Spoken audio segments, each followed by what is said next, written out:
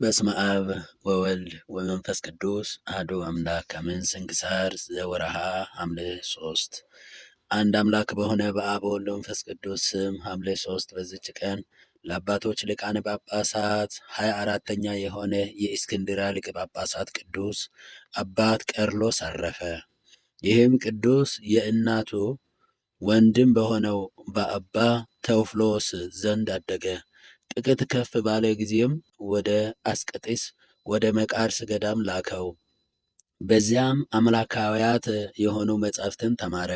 እግዚአብሔርም መጻሕፍትን አንድ ጊዜ አንብቦ እስከሚያጸናው ድረስ ዕውቀትንና ማስተዋልን ሰጠው። ከዚህ በኋላ ደግሞ ያስተምረው ዘንድ ለአባ ሴራብዮን ሰጠው። ከእርሱም ዘንድ ያለውን ትምህርቱን በፈጸመ ጊዜ ወደ ሊቀ ጳጳሳት ቴዎፍሎስ መለሰው። እርሱም እጅግ ደስ ተሰኘበት፣ እግዚአብሔርንም አመሰገነው። ከዚህ በኋላ ሁልጊዜ መጻሕፍትን እንዲያነብና ሕዝቡን እንዲያስተምር በሊቀ ጵጵስና ሥራ ውስጥ ሾመው። ከትምህርቱም ጣዕም የተነሳ ዝም ይል ዘንድ ማንም አይወድም ነበር። አባ ቴዎፍሎስም ካረፈ በኋላ በእስክንድርያ ከተማ ላይ ይህን አባ ቄርሎስን ሊቀ ጵጵስና ሾሙት። በዘመኑም በትምህርቱ ቤተ ክርስቲያን በራች። ይኸው አባት ቄርሎስ የቁስጥንጥንያ ሊቀ ጳጳሳት የነበረው ንስጥሮስ በካደ ጊዜ በንጉሥ ቴዎዶስዮስ ዘመን የ200 ኤጲስቆጶሳት ጉባኤ ማኅበርን በኤፌሶን ከተማ ሰበሰበ። ይህን አባት ቄርሎስን መርጠው ሊቀ ጉባኤ አደረጉት። ንስጥሮስንም ተከራክረው ስህተቱንም ገለጠለት። ከስህተቱም ባልተመለሰ ጊዜ አውግዘው ከመንበረ ሲመቱ አሳደዱት። ይህም አባት ቄርሎስ በ12 አንቀጾች ደረሰ። በውስጣቸውም የቀናች ሃይማኖትን ገለጠ። ከእነርሱ በኋላ ግን ብዙዎች ድርሳናትን፣ ተግሳጻትንና መልእክቶችን ደረሰ። ይህም በሁሉ ቦታ በምዕመናን እጆች ይገኛሉ። ይህ አባት ቄርሎስ እግዚአብሔር ቃል ከትስብእት ጋር ከተዋሃደ በኋላ በሥራ ሁሉ በምን የማይለያይ አንድ አካል አንድ ባሕሪ እንደሆነ አስረዳ። ይህም አባት ቄርሎስ ሃይማኖታቸው ከቀና ከ318 አባቶች ሃይማኖት ወጥተው ክርስቶስን ወደ ሁለት የሚከፍሉትን መናፍቃንን ሁሉንም አውግዞ ለያቸው። በወንጌላዊ ማርቆስ መንበር ላይ 32 ዓመት ኖረ። መልካም የሆነ ሥራውንም ፈጽሞ በሰላም አረፈ። ለእግዚአብሔር ምስጋና ይሁን፣ እኛንም በዚህ አባት ጸሎት ይማረን፣ በረከቱም ከእኛ ጋር ትኑር ለዘላለሙ አሜን። በዚችም ቀን ከእርሱ በፊት ለነበረው ሊቀ ጳጳሳት ዮናክንዲኖስ ደቀ መዝሙሩ የነበረ የሮሜ ሊቀ ጳጳሳት ቅዱስ አባት ክርስቲያኖስ አረፈ። ይህ አባት ዮናክንዲኖስ በሚያርፍበት ጊዜ በእርሱ ፈንታ አባ ክርስቲያኖስን ሊቀ ጵጵስና እንዲሾሙ ታዘዘ። እርሱንም አባ ክርስቲያኖስን በሮሜ ሀገር ነጣቂ ተኩላዎች አሉና ልጄ ሆይ ተጠበቅ ብሎ አዘዘው። አባ ዮናክንዲኖስ ባረፈ ጊዜ ይህን አባት ክርስቲያኖስን በእርሱ ፈንታ ሊቀ ጳጳስና ሾሙት። በዚያን ወራት ደግ ንጉሥ አኖሬዎስ ነበር። ከእርሱ በኋላ አመፀኛ ሉሊያኖስ ነገሰ። እርሱም ክርስቲያኖስን ከመንበሩ አሳድዶ መናፍቁ ንስጡሪስን ሊቀ ጵጵስና ሾመው። የከተማ ሰዎች ግን አባረሩት እንጂ አልተቀበሉትም።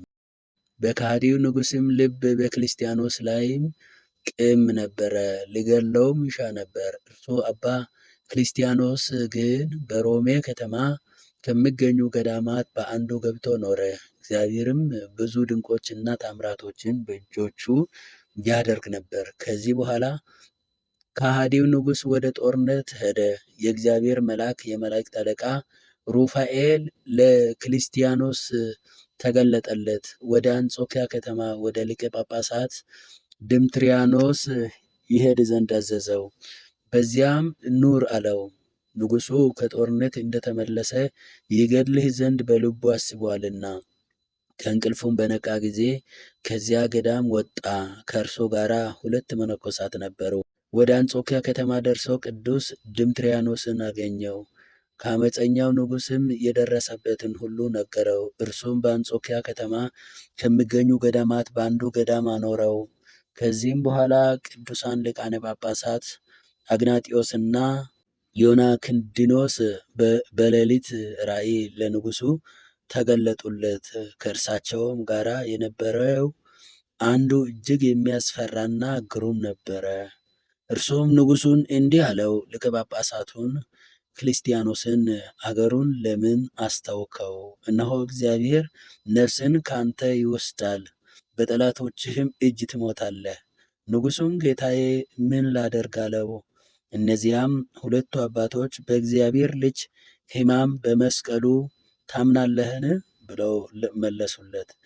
እኔ አምናለሁ አላቸው። ዳግመኛም መልእክትን ልከህ ልጃችን ክርስቲያኖስን ወደ መንበሩ መልሰው አሉት። ከእንቅልፉም በነቃ ጊዜ መልእክትን ጽፎ ወደ ድምትሪያኖስ እንዲህ ብሎ ላከ።